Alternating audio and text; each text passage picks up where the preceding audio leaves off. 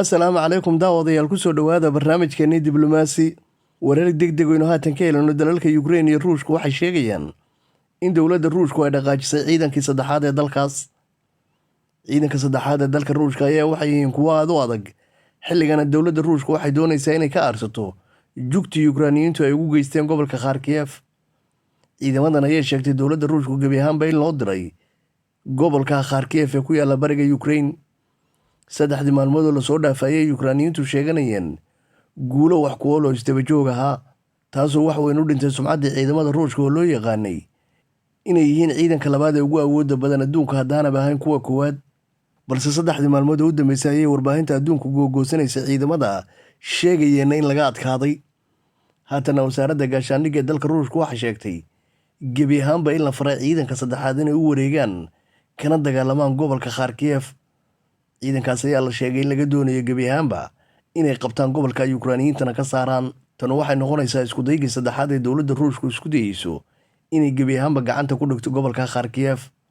labadii jeer hore ayaana ku guuleysan inay gacanta ku dhigto, balse waxay ku guuleysatay inay qaybo ka mid ah gobolka qabsato, gaar ahaan bariga iyo galbeedka. waxayse ciidamada Ruushka ku guuldareysteen labada jeer horeba inay qabtaan magaalada labaad ee ugu dadka badan dalka Ukraine ee Kharkiv, gobolkana caasimadda u ah. haatanse dowladda Ruushka ayaa laga dareemayaa cara aad u weyn kadib markii magaceeda hoosu dhac weyne ku yimid, waxayna doonaysaa waqti xaadirkan ciidamada saddexaad inay cagta mariyaan gebi ahaanba ciidamada Ukrainiyiinta ee gobolka ku sugan. waxaynu ka warsugnaaba daawadayaal waa natiijada ka soo baxda ciidamada dowladda Ruushku ay ku daadgureynayso gobolka Kharkiv. maalinimadii shalay ayaa warbaahinta adduunka laga arkayey ciidamada Ruushka oo iskaga baxaya gobolka gebi ahaantiisba.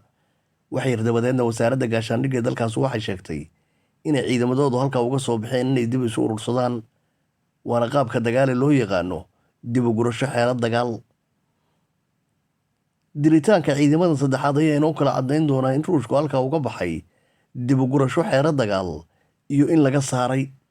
warbaahinta reer galbeedkuna maalmihii lasoo dhaafay waxay sheegayeen inay ciidamada Ruushka ay halkaa ku jabeen. ku xirnaada kanaalka, waxaanu si joogto ah idinku soo gudbin doonaa xaaladaas iyo wixii ka soo cusboonaada.